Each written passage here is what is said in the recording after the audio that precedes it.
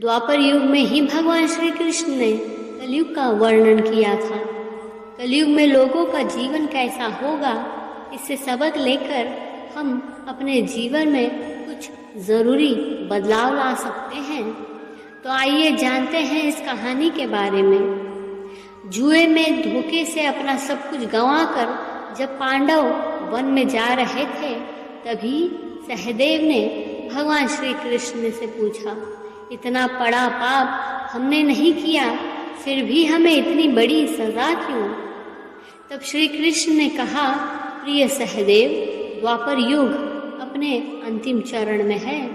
यह सब जो हो रहा है वह आने वाले कलयुग का प्रभाव है।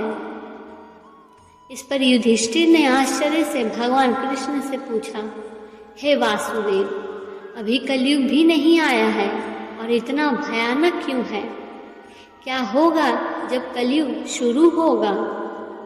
भगवान कृष्ण ने कहा, आप सभी भाइयों जंगल में जाओ और वहाँ जो कुछ भी आप देखते हो मुझे विस्तार से बताना होगा।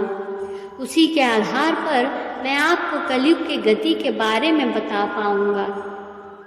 भगवान कृष्ण की सलाह पर पांचों भाई जंगल में अलग अलग दिशा में चले गए।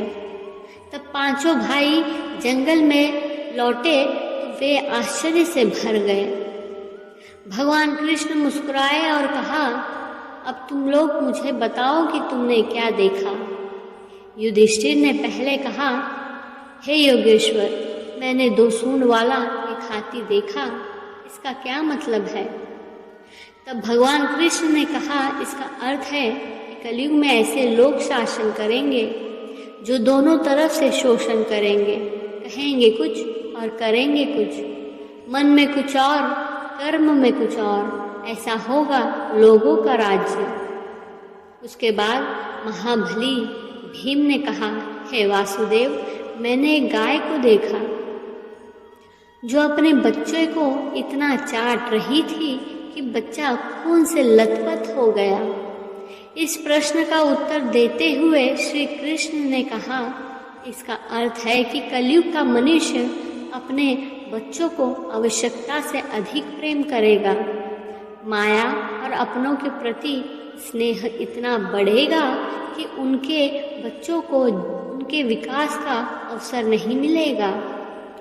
कलयुग में माता पिता अपने बच्चों को परिवार के मोह और माया से बांध कर रखेंगे, जिससे उनका घर बर्बाद हो जाएगा। अगर किसी और का बेटा घर छोड़कर साधु बन जाए तो उसे हजारों लोग देखेंगे, लेकिन अगर उनका खुद का ही बेटा साधु बन जाए तो रोएंगे, कहकर मेरे बेटे का क्या होगा, उसने क्या कर लिया है। माता पिता का इतना प्यार होगा जो उसे परिवार में बांधे रखेगा और उसका जीवन वही समाप्त हो जाएगा। अंत में वह बेचारा अनाथ होकर मरेगा। अर्जुन ने कहा, हे योगेश्वर, मैंने जो देखा वह और भी आश्चर्यजनक था। मैंने देखा कि कोयल के पंजे में खरगोश फंस गया था। वह कोयल खरगोश के मांस को फाड़ कर खा रही थी।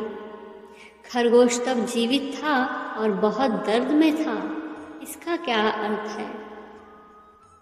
इस पर भगवान श्री कृष्ण ने मुस्कुराते हुए बोले, कलयुग में ऐसे लोग होंगे जो बहुत ज्ञानी और धनवान कहलाएंगे। वे ज्ञान की बात करेंगे लेकिन उनका आचरण राक्षसी होगा।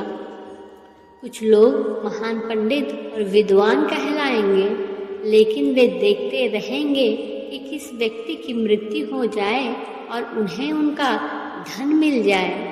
चाहे कितने भी बड़े लोग क्यों ना हो, लेकिन उनकी नज़र दूसरों के धन और पद पर ही रहेगी। सत्पुरुष तो बहुत ही कम दिखेंगे। नकुल ने कहा, भैया, मैंने देखा कि पहाड़ से एक बहुत बड़ी चट्टान गिर रही थी। बड़े से बड़े पेड़ भी उसे रोक नहीं पा रहे थे, लेकिन जैसे ही उसने एक बहुत छोटे से पौधे को छुआ, वह चट्टान उस पर जम गई। इसका अर्थ समझाते हुए भगवान कृष्ण ने कहा, कलयुग में मनुष्य की बुद्धि कमज़ोर हो जाएगी और उसका जीवन पतन हो जाएगा, और उस पतन को धन और बड़ी शक्ति के पेड़ भी रोक नहीं पाएंगे।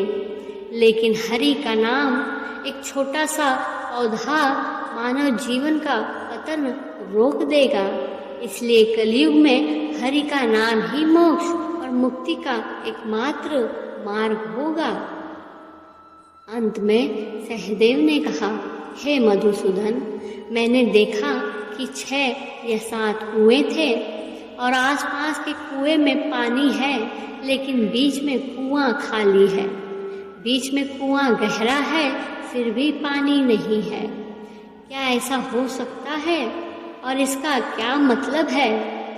इस पर भगवान कृष्ण ने कहा, कलयुग में धनी लोग सत्ता के लालच में, छोटे बड़े त्योहारों में, लड़के लड़की के विवाह में खूब पैसा खर्च करेंगे, लेकिन अगर वे किसी भूखे व्यक्ति को देखेंगे तो उनकी मदद करने में कोई दिलचस्पी नहीं लेगा। उनका अपना साथी भूख से मर जाएगा, फिर भी वे उसे देखते रहेंगे। दूसरी ओर मौज मस्ती, मदिरा पान, मांस खाना, सौंदर्य, यौवन और व्यासन से धन की बर्बादी होगी, लेकिन किसी के 2 आंसू पोंछने में किसी की दिलचस्पी नहीं होगी। यानी कलयुग में अन्न का भंडार होगा, लेकिन लोग भूखे मरेंगे। ये थे कलयुग के 5 सत्य। लेकिन ऐसी आदतों से दूर रहने वालों पर कलयुग का नहीं, बल्कि भगवान का असर होगा।